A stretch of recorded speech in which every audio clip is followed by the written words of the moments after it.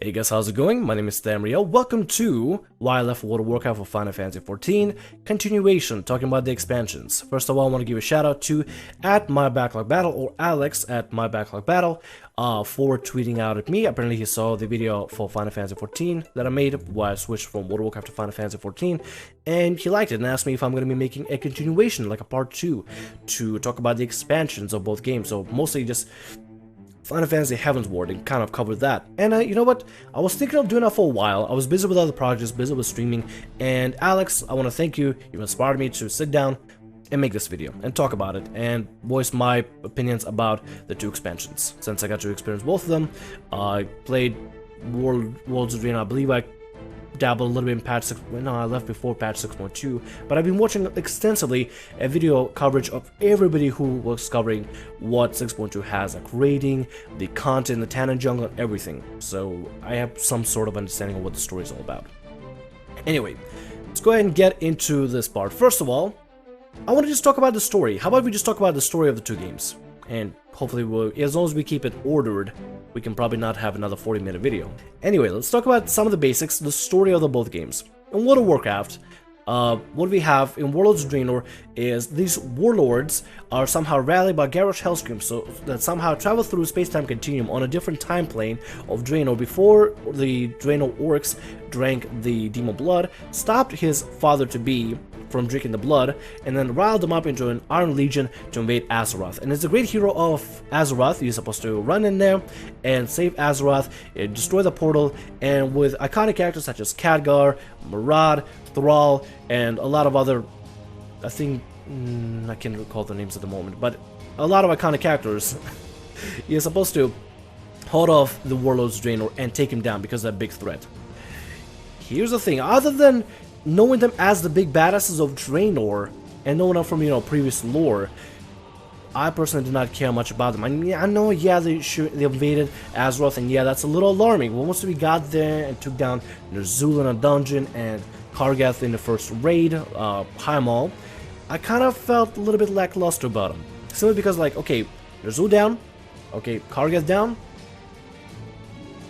I kind of feel hope for them. They're not really being that badass. I was expecting for them to survive more epic battles and have like epic battles, such as when Thrall fought Garrosh in that one cinematic.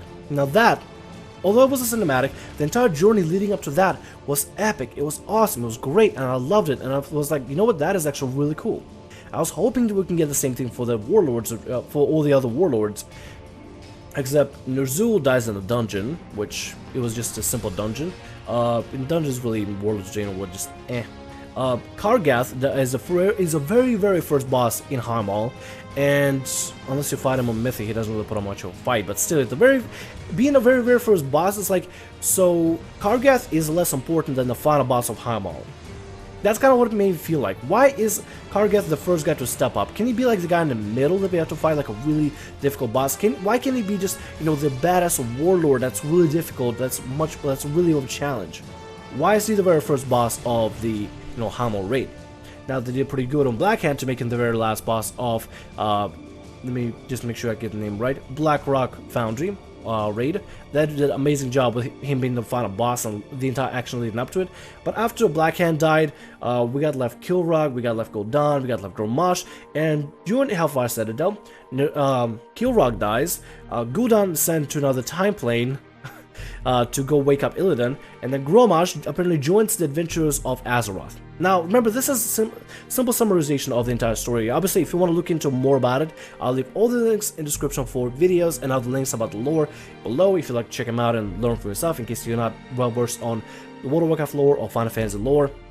I'll leave all the links because I want to make sure that everybody can have some kind of way to research this kind of stuff and decide for themselves what they like. In Warlords of Draenor, I felt that was kind of lackluster of a story, and now there's nothing else. We just gotta wait a year for Legion, or maybe a little bit more than a year for Legion to come out. And I felt that was a little lackluster. I was hoping maybe it would extend all the way for maybe like 2 years, kind of like how Pandaria, I feel like Pandaria even did a little bit better when it comes to bosses. Like, the bosses had longevity for them, except, the long drought fighting Garrosh Hellscream. That was a little lame. But still, the bosses had importance, they had longevity, and I was hoping that the warlords, the badass warlords of Draenor would be more really just badass. I mean, other than their name that was in the lore, I think they didn't really care much about like that importance of a value. They didn't attack our garrison. They didn't really kill a lot of. They didn't really take a lot from us. Other than invading Azeroth, they didn't really affect our homeland. So after taking down the portal, we really should just skedaddle out of there. We have mages with little creating portals to get out of, to get out of Draenor to Azeroth. Why didn't every mage just teleport themselves out of Azeroth and done? They probably wouldn't have, if they were to make another gate, we could just, topple it again and then just gone, disappear. Just go off on our merry way. Or destroy the gate on the other side. Done. You don't have to worry about a single thing. I felt like the importance would not, the build up for the story when it started in Warlords Draenor was great. It was awesome. It's like, oh, look at the badasses. You gotta fight them and everything. It's like, we are the Warlords of Draenor and we are gonna defeat we're gonna invade Azeroth and stuff like that. I'm trying to imitate voice of an orc. Not really doing good. My voice is dry. And then towards the end, it's like, topple them down. What's next? Oh, wait for Legion. When Gul'dan somehow travels into another time plane, wakes up Illidan, and then Sargeras comes. Really felt like a filler expansion. Kind of felt like a filler. A little bit. Felt like a little unnecessary. Can we just like not have Warlords and just go straight to Legion? Please? Please? Now with Heavensward, the story, I know probably a lot of you are getting really angry because I'm trash talking the story of Draenor, but you can't not say, at least, like, you felt a little lackluster through there. You can't not say that, yeah, it was, it was kind of lackluster. I kind of see your point. You can't just turn blind eye and be like, oh, it's awesome because it's World of Warcraft. If it's awesome because it's World of Warcraft, it's probably not really that really awesome. If the only way it carries is because it's World of Warcraft, then that's not really awesome. It's not really, carry that much weight with it, in my opinion. But I mean, to each their own. With Heavensward, it was a different story. They didn't reuse. I almost said recycle. They didn't reuse old characters from the past in this alternative universe. They created a brand new universe, brand new characters, brand new zones, which was dangerous since it's not often that original zones usually get accepted immediately. But I felt like Heavensward really nailed it. They really did it well. They brought back Ascians into the main story, which were like the big main bad guys of the original Heavensward story, and Ascians are like, they want to just destroy the world and see the world burn, pretty much. They have those badasses that, not really badasses, but they're more like these evil bad guys that just want to see the world burn and destroy people's souls and people's hopes and dreams. And throughout the story of Around the Born, I really just learned to hate them and despise them for everything they do. They take over the mind of our friend, they can possess different bodies, they are almost eternal, and it's really difficult to kill them. And the amount of harm that they cause throughout Around the Born story is enough for me to care for them to come back. They come back to Heavensward to intermingle more, and they will come back more since the story of Heavensward is still expanding. So there's a lot more stories. So like a lot more patches are going to be added. The story is going to be expanded. More dungeons and raids are going to be added. More main story quests are going to be added. So there's a lot more for us to discover in the story. But so far throughout Heavensward, we got characters such as Yzael, which is an awesome summoner. We got characters such as Estinian, which is a badass dragoon that gets to travel with you throughout the entire campaign. You get to like interact with them, learn a little bit more about them, learn more about the dragoons and their importance. You get to learn about the dragons that come into Final Fantasy, and dragons play a major role within the story. At first, I didn't really care much about the characters. I'll be honest, I did not care too much about the characters. But as I continued the story, I got more invested. I got more into it, and I never wanted to skip any cinematic. At first I did skip cinematics because I was like, okay, just move on, I just want to grind through it all the way to level 60. But the story and the cinematics got me to stick around and read every single quest dialogue and everything just to learn more about the main story, which was really cool. I love the main story. Character Archbishop was really cool. I love that, he went from just being a bishop, just a humble, not real much of humble, but I guess a frail bishop, to pretty much turning into a primal and monologuing his way, even though monologues are not exactly, the coolest thing ever, but monologuing his way to Hey guys, how's it going? My name is Damriel. Welcome to Why I Left World of Warcraft for Final Fantasy XIV continuation, talking about the expansions. First of all, I want to give a shout out to @MyBacklogBattle or Alex @MyBacklogBattle for tweeting out at me. Apparently he saw the video for Final Fantasy XIV that I made while I switched from World of Warcraft to Final Fantasy XIV, and he liked it and asked me if I'm going to be making a continuation, like a part 2, to talk about the expansions of both games. So mostly just Final Fantasy Heavensward and kind of covered that. And you know what? I was thinking of doing that for a while. I was busy with other projects, busy with streaming, and Alex, I want to thank you. You inspired me to sit down and make this video and talk about it and voice my opinions about the two expansions. Since I got to experience both of them, I played Warlords of Draenor. I believe I dabbled a little bit in patch 6. No, I left before patch 6.2, but I've been watching extensively a video coverage of everybody who was covering what 6.2 has, like rating, the content, the Tannin jungle, everything. So I have some sort of understanding of what the story is all about. Anyway, let's go ahead and get into this part. First of all, I want to just talk about the story. How about we just talk about the story of the two games? And hopefully, as long as we keep it ordered, we can probably not have another 40-minute video. Anyway, let's talk about some of the basics, the story of both games. In World of Warcraft, what we have in Warlords of Draenor is these warlords are somehow rallied by Garrosh Hellscream, so that somehow travel through space-time continuum on a different time plane of Draenor before the Draenor orcs drank the demon blood, stopped his father-to-be from drinking the blood, and then riled them up into an Iron Legion to invade Azeroth. And as a great hero of Azeroth, you're supposed to run in there and save Azeroth, destroy the portal, and with iconic characters such as Khadgar, Murad, Thrall, and a lot of other, I think, I can't recall the names at the moment, but a lot of iconic characters, you're supposed to hold off the Warlords of Draenor and take him down because they're a big threat. Here's the thing, other than knowing them as the big badasses of Draenor and knowing them from, previous lore, I personally did not care much about them. I mean, I know, yeah, they invaded Azeroth, and yeah, that's a little alarming. Once we got there and took down Ner'zhul in a dungeon and Kargath in the first raid, Heimal, I kind of felt a little bit lackluster about them. Simply because, like, okay, Ner'zhul down, okay, Kargath down, I kind of feel hope for them. They're not really being that badass. I was expecting for them to survive more epic battles and have like epic battles such as when Thrall fought Garrosh in that one cinematic. Now that, although it was a cinematic, the entire journey leading up to that was epic. It was awesome. It was great, and I loved it. And I was like, you know what? That is actually really cool. I was hoping that we can get the same thing for the Warlords, for all the other Warlords. Except Ner'zhul dies in a dungeon, which it was just a simple dungeon. In dungeons, really, in Warlords of Draenor were just eh. Kargath is a very, very first boss in Heimal, and unless you fight him on Mythic, he doesn't really put up much of a fight. But still, being a very, very first boss, it's like, so Kargath is less important than the final boss of Heimal.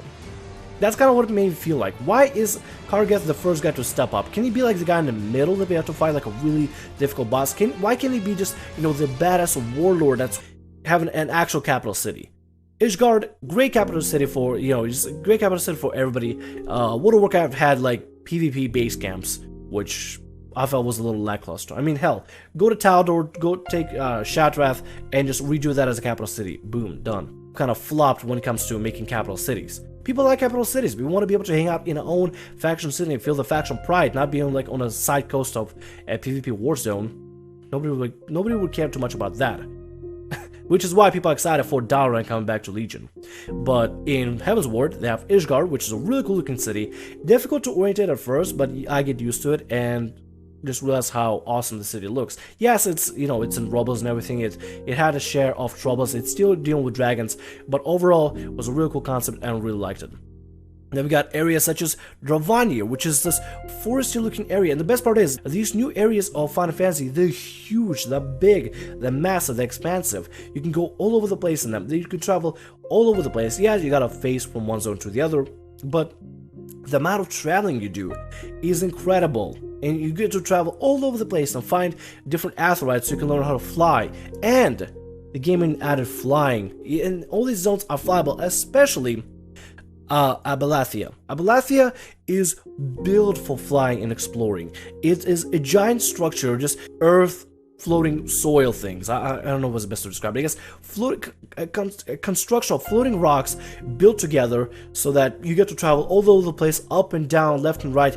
And once you unlock flying for that place, it is the most beautiful place to discover. That place is built for exploring and flying and discovering all over the place. That place literally requires you to have an airship in order to reach certain areas, which I think is a really cool concept. Having flying a necessary value rather than, be like, oh, we can fly around, it's kind of fun, convenience.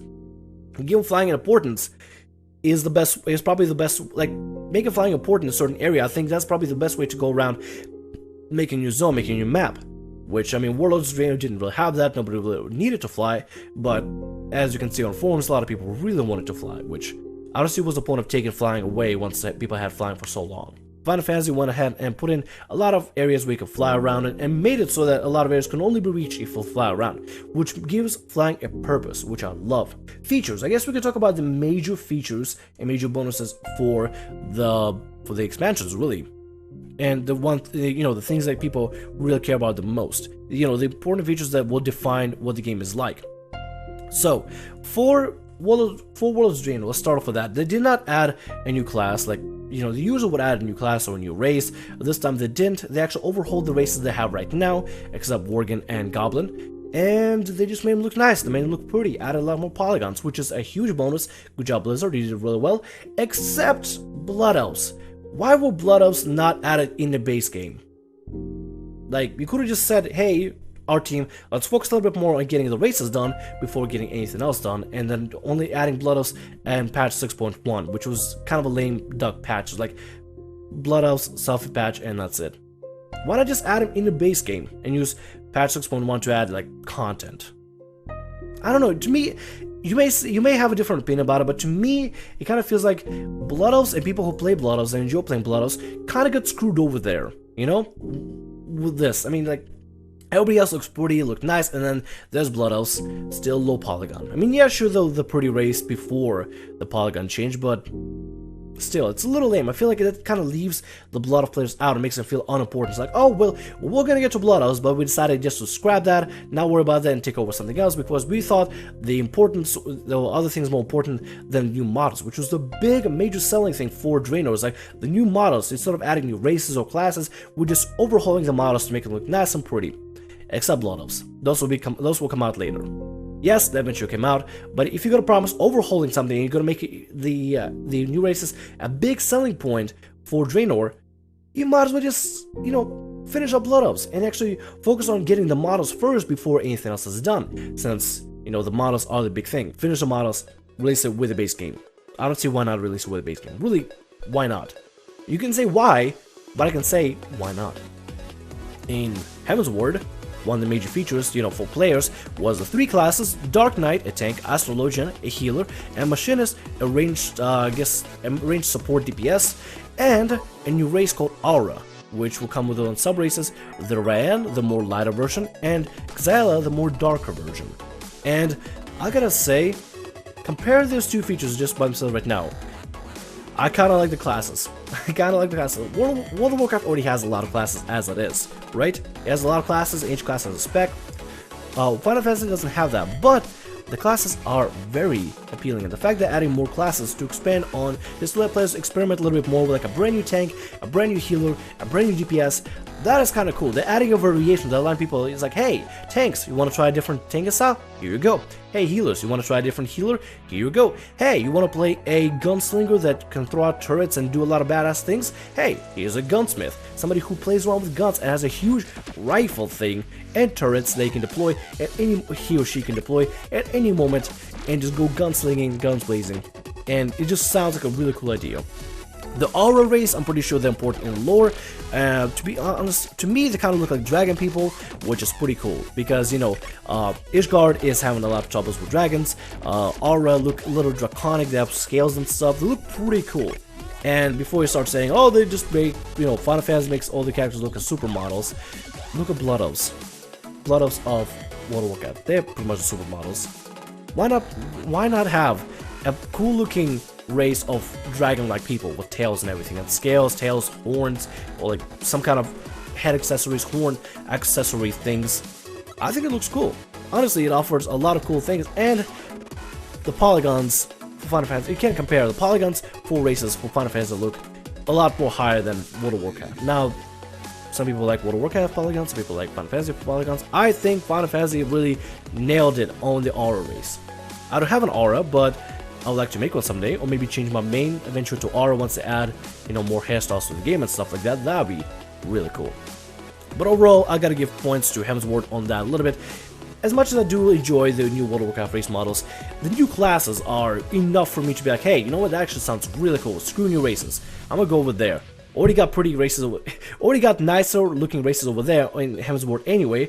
Might as well just continue from there and check out the new classes, which I'm testing out right now. And they're not exactly easy to play. It's hard, it's okay to learn how to play, but hard to master, which is a challenge, and I like challenges. I think everybody wants to have a new class, simply because it gives them something new to try, something brand new, something exciting. It's like, yeah, new class. I mean, redoing the models is nice for Blizzard to do, and hey, I applaud them. It was a great job, it was an awesome job. The models look amazing at the very end, but I kind of have to give Heavensward a little bit more kudos on that, simply because A, new race, and the main thing that I really care about are new classes, which are pretty awesome, I'm not gonna lie. Other features that were in Warlords Draenor is the Garrison, and I believe the one equivalent that Heavensward really had to that would be the company workshop, which is not really much of a garrison, but here's the concept. In Garrison, you have your own, you know, fort, you have your own tower, you can command NPCs, you're the general of the Azeroth, and you're general of your faction, which is cool and all. It's cool. And like I said, like I talked about before in the previous video, before this one, the prequel, in Azeroth, I said you kind of seem like a grunt. And that I only meant, remember, I hope I make it clear here right now, that I only meant it for World of Warcraft before Draenor. Before Draenor, let's not even count Draenor, but before Draenor, just in total, I felt like a grunt. In Draenor, I felt like a commander, I felt like a general, which is a cool concept, except I felt left out. Like, I became a general, I got my own garrison, I got my own minions that I can command to send on missions. I became a quest giver. And I had my own garrison with nobody but me and my NPCs.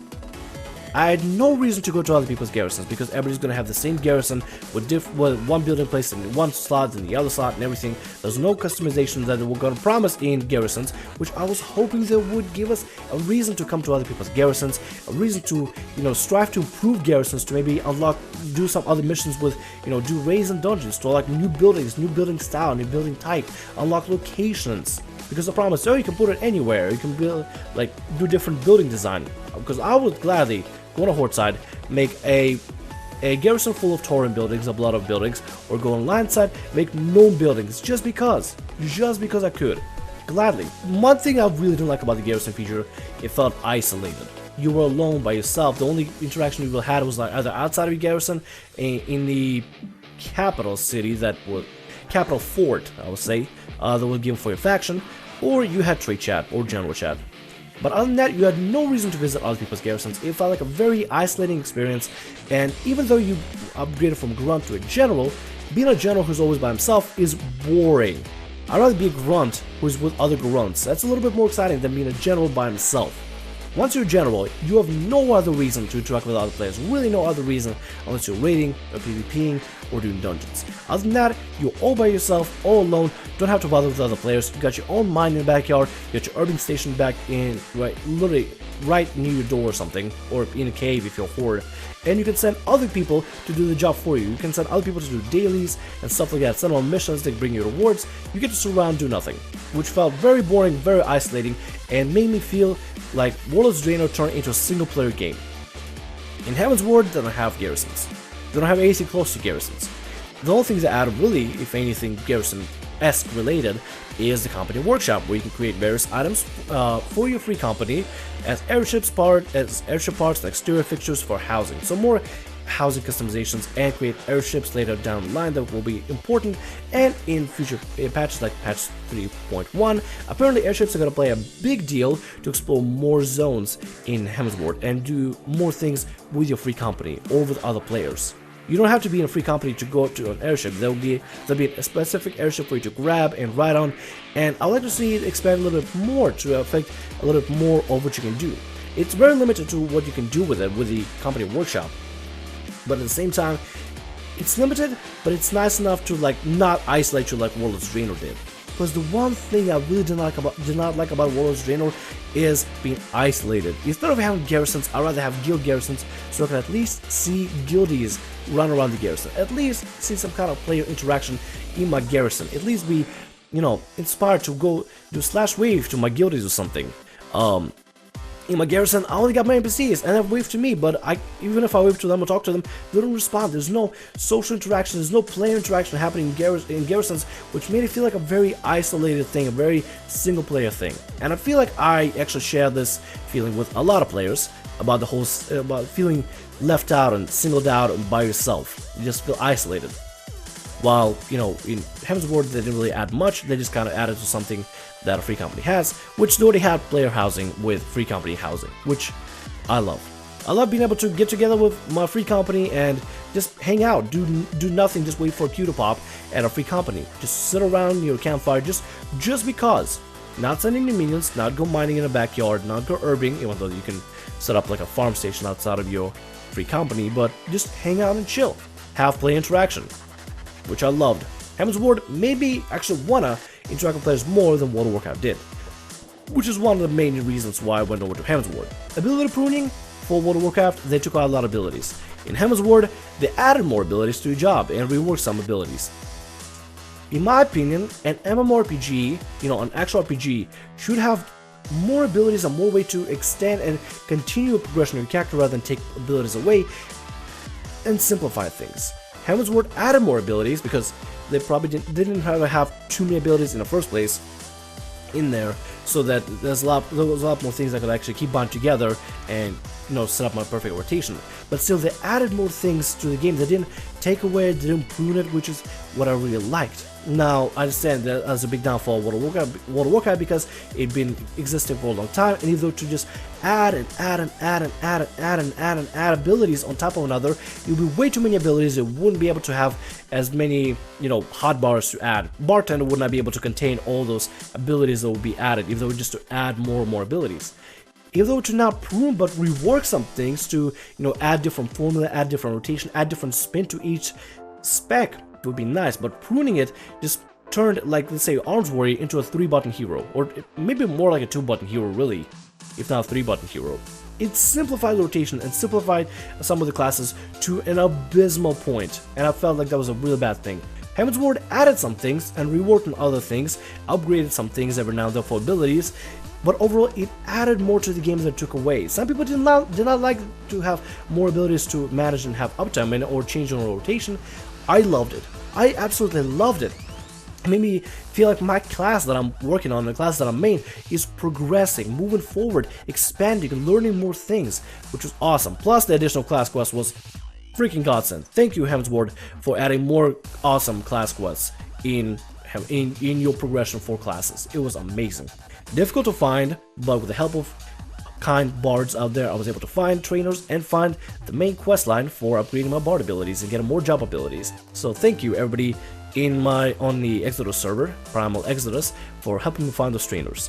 I can probably talk about dungeons and raids at this point. All the dungeons and raids have been already announced, or, you know, have been revealed and are there for Warlords Draenor, so I can talk about them. We got such dungeons as Arkandon, Bloodmaw Stalagmites, the Everbloom, Grimrail Depot, Iron Docks, Shadowmoon Burial Ground, Skyreach, Upper Blackrock Spire. We got raids such as, let's see, the war bosses, I guess you can consider that a raid. We got Highmaw, we got Blackrock Foundry, we got Hellfire Citadel, cool stuff. With Warlords Draenor, I like the variety of raids and dungeons. Let's go with dungeons first. Dungeons in Warlords Draenor were great, they were fun, they were awesome. Mechanics were really cool. When I was first doing them, it was great. When I got to the heroic point, it kind of felt like similar to Pandaria dungeons. I was just grinding through them just to get gear, and that's it, just get out there. Some mechanics were difficult, like let's say the upper Blackrock, not the upper Blackrock Spire, I believe it was the Skyreach. Skyreach was a difficult dungeon for most people to do, at least most people that I've done it with, just randoms. They had a really hard time dealing with Skyreach because of mechanics, whether it be in a tornado, like after the second boss, or whether it be third boss, not second, the bird, after the tornado thing. If you ever done it, you know exactly what I'm talking about. It's a weird tornado thing that can knock you off and just start it from the very beginning. Or it's either boss mechanics or the third boss, the bird thing. It's just people do not get mechanics, and yes, I understand it's all nice and new and everything, but after people started learning mechanics, it felt like I'm just like just running through, just speed running, just ipshy, let's just get out of here, just wrap it up. And I understand people want the gear and everything like that, but only really out of all the gear that I got in any heroic dungeons were freaking gloves. Why is there an overload on gloves in dungeons for no reason? I didn't get it. I did not get it. Maybe it was just my luck. But dungeons overall, at first, you know, when I first started doing them, they were great, they were awesome, they were fun. When I got to the heroic point, they kind of felt like a mundane grind, felt like a chore. I fell in love with some of them. I hated other of them less, and I absolutely despise majority of them, simply because of how people could not get the mechanics and how it was difficult to just kind of go through them. If people always had some kind of trouble, and those are usually like a healer that doesn't know mechanics or tank that doesn't know mechanics, and they'll die, we had to restart, teach him, and then continue on. It was kind of, there's a lot of things to learn about dungeons, and really out of the dungeons, that's all I can say at this point. I can't say much about them at this point. In Heavensward, they didn't really add, well, they added a lot of dungeons for sure. They added dungeons, let me go ahead and look them up right here. They added dungeons such as the Dusk Vigil, some Isle, the Airy, the Vault, the Great Google Library, the Aerochemical Research Facility, Never Reap, and Fractal Continuum, and going to be adding more dungeons in patch 3.1, which I'm looking forward to. Apparently they're going to be called Saint Mocane Arbitorium and Ferris Series Hard Mode. Here's the thing about the dungeons in Heavensward. You had an importance. You actually had a reason to run the dungeons in Heavensward because they mattered in the story, which I really like, the progression of the story and involving dungeons in the story on purpose to continue the story. I love that, absolutely love that. And all the way to the end, it was a great adventure, great dungeons to run, and they got more interesting and more interesting and more interesting as you went up the levels. The Aerochemical Research Facility, I'm making sure I'm saying it right, was one of the coolest looking dungeons, just visually one of the coolest looking dungeons ever. And you get to fight the Asians there, they get to combine into one being. It was like a really epic fight. I love that dungeon. Kind of sucks that I don't really run it more often now. And then for your heroic dungeons, really, or your expert roulette, you got Never Reap and you got Fractal Continuum. World of Warcraft has heroic mode dungeons for the dungeons that I mentioned, but for Final Fantasy, the only expert or heroic, if you would like to call it that, are Never Reap and Fractal Continuum. That's it. You just get to do those two, unless patch 3.1 adds more, which I think is gonna be definitely adding more for sure, if it doesn't wiki properly. So we're gonna be adding more dungeons, but as a start, it started with only 2 dungeons, just only 2 heroic mode dungeons, which is a bad thing because there's no variety, but good thing because players only have to learn mechanics of only 2 dungeons for heroic mode, or hard mode, or the expert roulette. And once they're doing the expert roulette every single day, they only know it's like we get to either Never Reap, we get a certain set of mechanics, or we get into Fractal Continuum, we get a second set of mechanics. It's just easy mechanics to remember, not that difficult, and if players have trouble, other players are usually willing to tell them what it's like and tell them what's about. I was taught mechanics through just doing the dungeons and asking randoms in there, and whenever a random in my dungeon in the future would ask like, hey, how do we do this boss, I'll be able to answer them perfectly and pass on the knowledge so they can teach another player later on in the future, which was awesome. 2 dungeons for heroic mode, less variety, but not a lot of mechanics to remember, easy to learn, easy to do, just fun. Yeah, it gets grindy towards the end, just doing 2 things over and over and over, it's just like one or the other, no variety, but in this case I didn't mind lack of variety, I really did not mind. Moving up to raids, in World of Warcraft we got Heimal, we got Blackrock Foundry, and Hellfire Citadel. Raids, I got nothing bad against them. Nothing bad except, the Warlords being taken down way too fast. Other than that, fun raids, I like them. I actually like the raids on Warlords Draenor. They're actually really fun, really cool. See, I don't always trash talk Warlords Draenor the entire time. And this video is getting almost 40 minutes. Let's start working on it. In Final Fantasy, the only raid that's accessible right now is Alexander, which by itself, the Alexander, you don't really have to fight. The one thing I liked about Alexander is that you don't have to grind through too many ads. You just get straight to the boss, do the boss mechanic, and that's it. The bosses themselves are not exactly hard, but if you don't follow mechanics, you're kind of screwed. If you don't stand where you're not supposed to, if you stand where you're not supposed to, you're kind of screwed. You gotta learn the mechanics before you can do, just just tunnel vision DPS or tunnel vision healing or tunnel vision tanking. You gotta know your surroundings, understand the mechanics, and just kind of learn on the fly as you learn it. So then you can attempt Savage mode, which I absolutely love. Savage mode. It's not the same as like Mythic of, you know, Warlords, Draenor dungeons. It's more of heroic, but Savage is like, I believe, slightly above heroic, at least in my opinion. So heroic raids, for me in Warlords, Draenor, not a problem. Not a problem. The guilds are raided with, they had a problem, but for me personally, not a problem. Alexander Savage, so fun, love it. Feels like I'm running World of Warcraft, Warlords of Draenor raids, heroic mode, but just slightly harder, just those extra little mechanics that you gotta watch out for that aren't in original mode. Not just the damage increase, not just the DPS check, but extra mechanics that you gotta be aware of, such as acid pools, fires, different debuffs that you gotta really watch out for and really focus on the entire field, as well as, you know, making sure you're keeping up with proper DPS and proper rotation, and then the healers have to fight, you know, pull out DPS, and the tanks have to pull out DPS. It's all working for a team together with this insanely fun mechanics just to defeat a boss. Some people give up on Savage. I understand that. Savage is not for everybody, but for me, after doing Warlords Draenor heroics for a while, I love Savage mode. I love the mechanics of it. I love accomplishing something difficult, even though we have to wipe several times. To me, it's fun because I get to participate in it, and eventually, when we get that satisfying win, it's like, yes! Awesome, we did it! And I gotta thank Warlords Draenor and World of Warcraft in general for teaching me how to raid and pass on my knowledge onto Heavensward, where I can raid like a pro. Well, sort of like a pro, semi-pro. Okay-ish, competent raider. Let's just go with that, competent raider. Overall, they're going to be adding... my voice is going bad. Overall, they're going to be adding more raids as the patches go on in Heavensward, so I'm looking forward to what other raids they're going to be adding. They're going to be adding an Alliance raid, a 24-man raid for Heavensward, which is a first ever.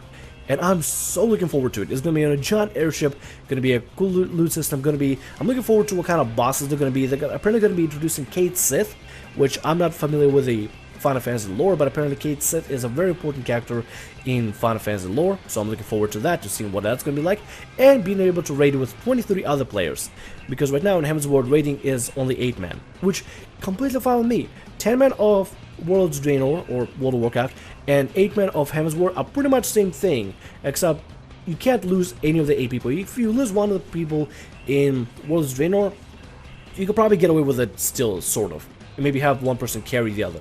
But in Heavensward, if one person goes down, you might want to res them, especially if it's a tank or a heal, or it's a wipe, just immediate wipe. So it's a lot more things to worry about, a lot of meticulous things to worry about, but it's so fun. Raiding in Heavensward and Worlds of Draenor both get a plus from me, both get a kudo, they're both real fun. But yeah, there's no really difference for me. I enjoy both of them, I really enjoy both of them. Some of the other features, what can I say, Warlords Draenor you can't fly, just because developers want to add immersion, and then Heavensward they added flying to, you know, to give you a reason to actually fly, to go to different parts that you weren't able to access before you could fly, to reach higher ground, to reach higher stars. But the attunement process for Heavensward was really fun. You get to run around and attune to certain aetherytes that are all over the maps, whether it be in Drovania, whether it be in Albathia. You gotta find different aetherytes, attune to them, complete certain main quests and side quests that let you get those special attunements, and once you get the attunements, only then you can fly. In Worlds of Draenor, they introduced a different flying thing where you have to grind a lot, and even then flying was delayed for a really long time. And first, the flying, they said that there was just gonna be no flying, which I know is a huge deal breaker for a lot of players. Not for me, I didn't really care too much about it, but for a lot of players I know is a huge deal breaker, and they're like, you know what, I can't fly, screw this, I don't want to be on the ground anymore, I want to be able to fly around. I kind of feel like they should have added flying maybe immediately in patch 6.2 or patch 6.1, because I mean, why not? Now they added flying, it's a little too late. Now them adding Warlords Draenor adding flying now, it's kind of too late. It's like there's nothing else to do. There are gonna be no more major patches for Warlords Draenor as far as we understand, because Blizzard is working on Legion, and that's about it. There's no reason to fly in Warlords Draenor anymore, but there's gonna be a lot more reason to fly in Final Fantasy, as Final Fantasy will introduce more zones and more areas to check out and explore with more patches. Right now, Heavensward, as of this video, is in patch 3.0. There's going to be 3.1, possibly 3.2, possibly going all the way up to 3.4 with a lot of major content. Yes, it's going to take a while for it all to release, but I'm looking forward to seeing what Square Enix is going to introduce. I'm really looking forward to seeing how many more zones we can explore, flying, into questing, more dungeons, more raids, maybe some more PvP stuff if they're going to add that. More little minigames they're going to be adding as well. I'm looking forward to all the content. Warlords Draenor started off great, ended kind of bad, and you can see by some numbers why they ended bad. With Heavensward, it started off great. It's right now still in its beginning stage. You gotta keep going, gotta keep trucking on. The other little features I can really talk about between the two games, Warlords Draenor. What I liked about Warlords Draenor is that it lets you boost a character. Now, a lot of people don't, they feel kind of iffy about the character boost, but granted, there are 100 levels in Warlords Draenor now, World of Warcraft, ever since Warlords Draenor was introduced. Having an extra level 90 boost to level your character that you want to make on a different server or something was awesome, was great, was phenomenal. I kind of felt like when I bought Warlords Draenor, I just bought the character boost and saved $10, partially. In Heavensward, you can't really do that, but the max level is only 60, so it's not that bad leveling up to, the game. The max level is expanded in Heavensward to 60, so it kind of feels like Heavensward is in the BC, World of Warcraft BC stage, where it's like, just got flying, got new zones, got new classes, got new races, got up to level 60. I kind of want to see what goes from there. At this point, like, I'm hoping Heavensward continues going on a good track, on the right track with all its future patches, but anything could happen, honestly. But yeah, this is me talking about for another 40 minutes plus between Warlords Draenor and Heavensward as a reason of why I quit World of Warcraft or Heavensward for Final Fantasy XIV. Heavensward is a pretty good expansion so far, but remember this, I can't say anything until I see more of Heavensward. Once they start adding more patches, my opinion may change. I may say like, oh, patch 3.1 was kind of lackluster, or patch 3.2 was the greatest thing ever, or patch 3.3 was like, kind of like, whatever, didn't really care much about it, or was like the biggest flop of the entire expansion. It can change at any moment. I just want to see where Heavensward goes with. But as of right now, what I think about Heavensward and Warlords Draenor, I'm leaning towards Heavensward. Now, this is just my preference. This is just preference of one single person on the internet making a video. If you want to make a video talking about why you left Final Fantasy IV, Warlords of Draenor, then go for it. It's up to you. If you want to voice your opinion in the comments below, go for it. It's up to you. But please understand, this is a preference. This is literally an opinion and a preference of just one single player that went from Warlords Draenor to Heavensward. And granted how Heavensward, granted how Warlords Draenor went and how much the sub drops, how much the sub numbers dropped with, ever since the release of Warlords Draenor, you can kind of understand that I am, I'm having some reasonable concerns because other people feel the same way. That's why they dropped the expansion. They didn't feel like it, it didn't chime with them, they decided to drop it, they moved on to something else. Now, they didn't necessarily move on to Heavensward, but I'm one of the few that did. And I'm pretty sure there are other of you that have as well. Anyway, my voice is getting really dry, my voice is getting really hoarse. I'm gonna go ahead and end the video right here before I lose my voice completely. My name is Tamriel, like, subscribe, and as always, have a great day. Leave your feedback in comments below, let me know what you think about everything that I talked about. Voice your opinion, just voice it out, and try to be reasonable with it, and yeah, that's about it, just try to be reasonable. Anyway, see ya.